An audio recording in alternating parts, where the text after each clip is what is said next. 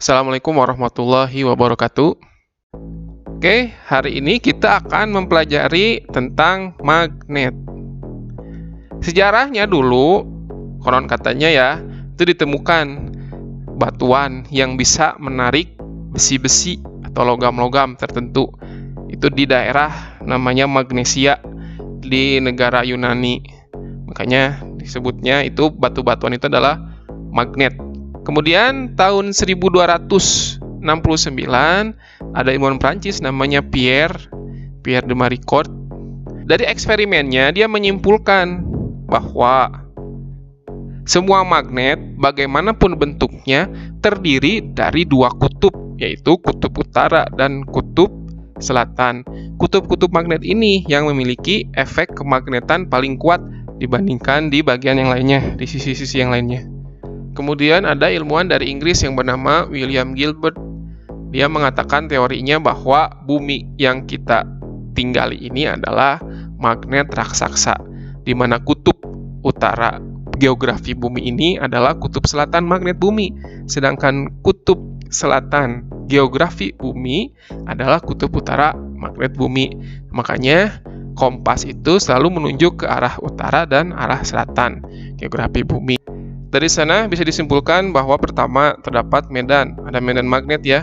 Jadi kalau Anda sudah mempelajari listrik, itu kan ada medan listrik. Nah, di magnet pun ada medan magnet. Kalau kita melakukan percobaan itu menggunakan sebuah magnet, misalkan magnet batang seperti ini, kemudian ditaruh butiran besi, maka nanti akan membuat pola-pola seperti ini. Yang kalau kita gambarkan seperti ini ya, di mana B-nya itu adalah arah medan magnetnya, yang sudah disepakati bahwa arahnya itu dari kutub utara magnetnya ke kutub selatannya. Sifat magnet sama halnya seperti listrik. Kalau dia sejenis akan tolak-menolak. Kalau berlawanan jenis, dia akan saling tarik-menarik.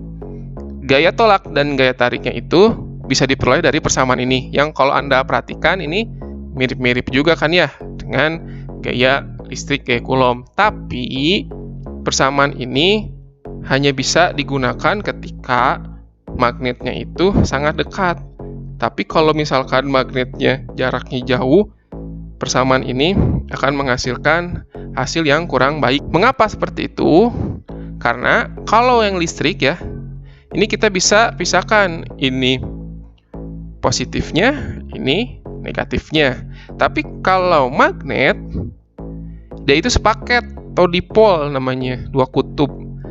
Ada magnet nih, ini kutub utara, kutub selatan. Kalau kita potong, seperti ini, maka yang akan dihasilkan adalah selalu berpasangan utara selatan, utara selatan, utara selatan, utara selatan. Ini harusnya ada selatannya ya. Jenis bahan, maksudnya bahan-bahan yang terpengaruh oleh magnet. Ada yang namanya ferromagnetik. Ini bahan-bahan yang ketika didekatkan dengan magnet atau berada di dalam sebuah medan magnet akan sangat mudah terpengaruh atau tertarik seperti itu ya. Contohnya besi, baja, nikel. Di mana kalau bahan-bahan ini dijadikan sebuah magnet, maka nanti dia bisa menjadi magnet yang permanen. Kemudian ada bahan yang namanya paramagnetik. Ini kalau didekatkan atau berada dalam sebuah medan magnet, dia itu juga terpengaruh tapi tidak terlalu kuat seperti yang ferromagnetik. Ketika ini dibuat menjadi sebuah magnet, ini menjadi magnet yang tidak permanen. Kenapa? Karena bisa saja lama-lama dia tidak lagi menjadi sebuah magnet ketika diberi gangguan dari luar. Misalkan dipukul, dibakar, atau sebagainya. Kemudian ada yang namanya diamagnetik. Contohnya natrium perak. Nah, kalau ini adalah bahan-bahan yang sama sekali tidak terpengaruh oleh magnet. Cara membuatnya yang pertama bisa dengan digosok. Jadi kalau ada sebuah logam, yang paling bagus buat yang ferromagnetik ya, digosok-gosok dengan magnet yang sudah ada secara searah. Kemudian ada cara induksi namanya.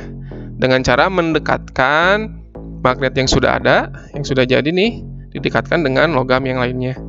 Nanti akan terpengaruh oleh medan magnet yang ditimbulkan oleh magnet batang ini ya, ke si batang besi misalkan yang ingin dijadikan sebuah magnet. Nah, yang terakhir yang menarik di sini, dialiri arus listrik atau istilahnya elektromagnet. Jadi kalau ada sebuah batang atau dulu percobaannya pakai paku ya, paku dililiti kawat, kemudian diberi sumber tegangan, maka paku tersebut menjadi magnet. Tapi ketika nanti misalkan tegangannya dihilangkan, pakunya tidak lagi bersifat magnet atau kekuatannya semakin mengecil.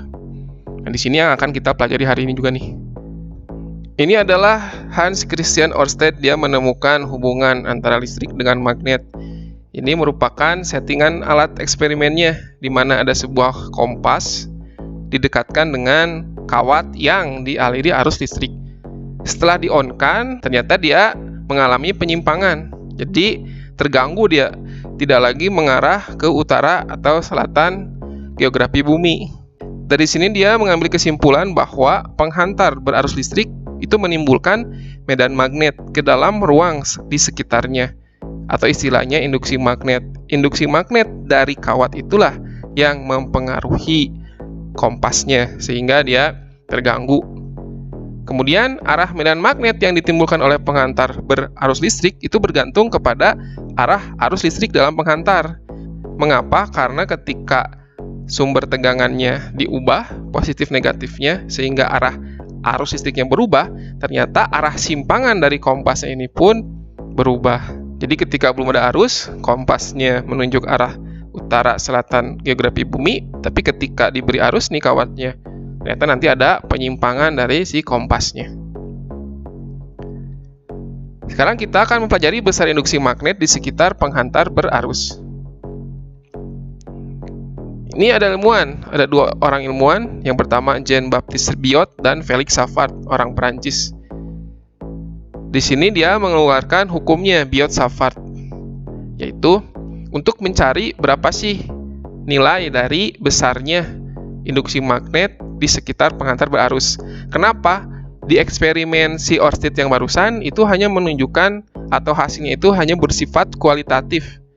Sedangkan untuk yang dilakukan oleh Biot dan Savart ini hasilnya bersifat kuantitatif, jadi ada nilai angkanya berapa. Tapi kan bisa dilihat ya di sini persamaan matematisnya. Persamaan matematisnya ini membutuhkan kemampuan yang sangat tinggi tentunya. Tapi persamaan ini memang persamaan umum untuk menemukan semua penghantar apapun bentuknya untuk menentukan besar induksi magnetnya. Tapi perlu kemampuan matematika yang sangat baik. Terkadang ketika menggunakan persamaan ini, kita mengalami kesulitan. Untuk memudahkan, ini bisa menggunakan metode lain. Karena seorang ilmuwan lagi namanya André Marie Ampère itu mengeluarkan hukum Ampère juga untuk menentukan besar induksi magnet di sekitar penghantar berarus. Ini persamaannya digunakan untuk bentuk-bentuk penghantar yang simetris. Yang pertama, induksi magnet pada kawat lurus. Ketika ada sebuah kawat lurus nih ya, dialiri arus seperti itu. Kemudian ada sebuah titik P yang jarak dari penghantarnya di sini adalah sebuah kawatnya itu A. Kemudian kalau ujung-ujungnya kita tarik garis ke titik P itu akan menghasilkan sudut. Ini θ 1 dan ini θ 2. Persamaan induksi magnet di titik P ini adalah seperti ini. BP sama dengan mu 0I per 4 pi A dikali cos θ 1 ditambah cos θ 2. Kalau kawatnya sangat panjang, nih kita bayangkan panjang sekali, maka nanti θ 1 dan θ 2-nya menjadi 0. Sehingga kalau kita masukkan ke persamaan sebelumnya, di mana cos 0 itu kan hasilnya 1. Nah, untuk kawat yang sangat panjang, nanti medan magnet di titik P ini menjadi mu 0I per 2 pi A. Keterangannya bahwa B itu adalah kuat medan magnet, satuannya Tesla, I-nya kuat arus listrik, satuannya A, ampere, A itu jarak kawat berarus terhadap satu titik, satuannya meter, dan mu 0 adalah permeabilitas bahan.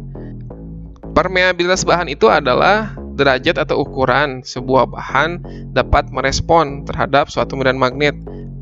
Contoh soalnya, kawat lurus sangat panjang, seperti pada gambar, dialiri arus 10 ampere. Tentukan kuat medan magnet di titik P.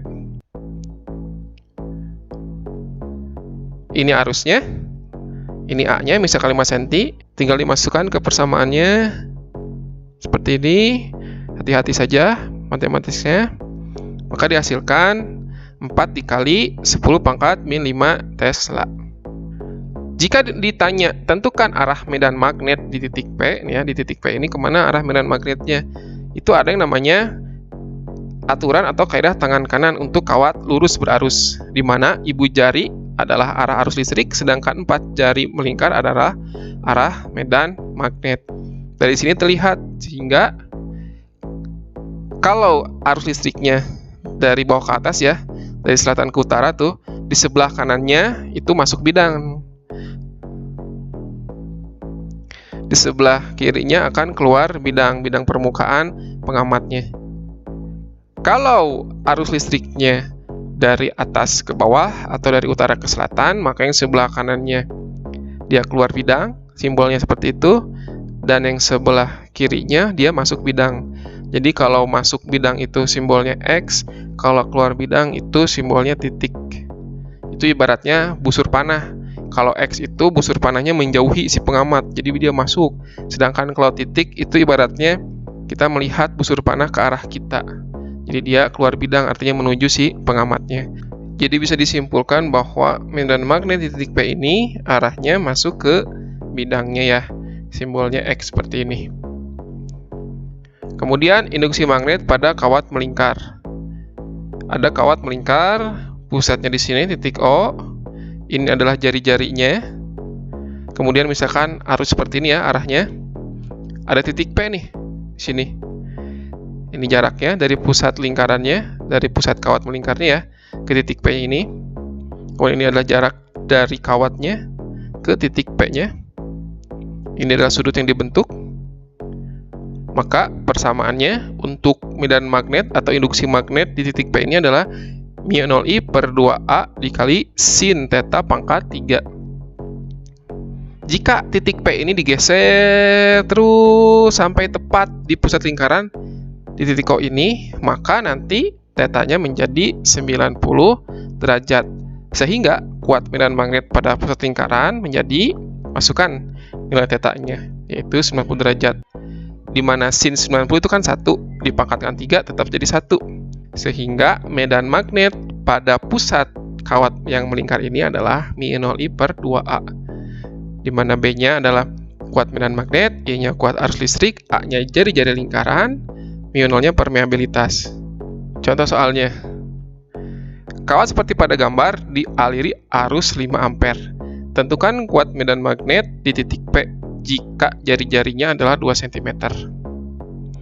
Ini arusnya. Itu adalah jari-jarinya. Hati-hati di sini karena lingkarannya tidak penuh. Kalau kita lihat di sini kan membentuk siku-siku, artinya hanya ada seperempat lingkaran. Jadi jangan lupa dikali seperempat. Ini seperempat bagian. Seperempat bagiannya dikali μ0I per 2A. Jadi nanti perhatikan bagian kawat melingkarnya apakah melingkar penuh atau sesuai soal yang diinginkan. Kemudian kita masukkan saja nilai-nilainya. Jangan lupa diubah dulu dari cm ke meter. Nanti dihasilkan nilai 1,25 pi dikali 10 pangkat min 5 Tesla. Jika ditanya, tentukan arah medan magnet di titik P. Gunakan juga kaidah tangan kanan. Tapi untuk kawat melingkar berarus, seperti ini ya. Ibu jari adalah arah medan magnetnya, sedangkan 4 jari melingkar adalah arah arus listriknya. Jadi sekarang, lihat dulu nih. Ini arus listriknya, itu medan magnetnya. Nah, seperti ini kalau kita gambarnya. Jadi hati-hati, jangan tertukar sama yang kawat lurus tadi. Kalau kawat lurus kan, yang ini I, yang itu B. Kalau sekarang ini B-nya, itu I-nya. Sehingga jawabannya, arah B di titik P adalah keluar bidang. Induksi magnet pada solenoida. Ini adalah gambar dari solenoida ya. Jadi kalau ada penghantar atau kawat lah ya, kita putar-putar, lilit-lilit seperti itu adalah solenoida. Ini kalau kita gambarkan ketika solenoidanya diberi arus, misalkan seperti ini, positif negatif di sumber tegangannya, maka arus kan akan bergerak seperti ini ya. Nah nanti induksi magnet ditimbulkan seperti ini. Oke. Nanti yang ditinjau itu adalah pusatnya dan ujung-ujungnya. Kalau solenoidnya sangat panjang, kuat medan magnetnya untuk yang di pusat itu μ0I N per L. Kalau untuk yang di ujung, μ0I N per 2L. Hubungannya adalah medan magnet atau induksi magnet di pusat solenoida adalah 2 kalinya induksi magnet di ujungnya. Keterangannya, B-nya adalah kuat medan magnet, I-nya adalah kuat arus listrik, di mana N-nya adalah jumlah lilitan, dan L-nya itu adalah panjang solenoidanya. Kaidah tangan kanannya untuk solenoida seperti ini ya. Ibu jarinya itu adalah arah medan, sedangkan 4 jarinya adalah arah arus listriknya.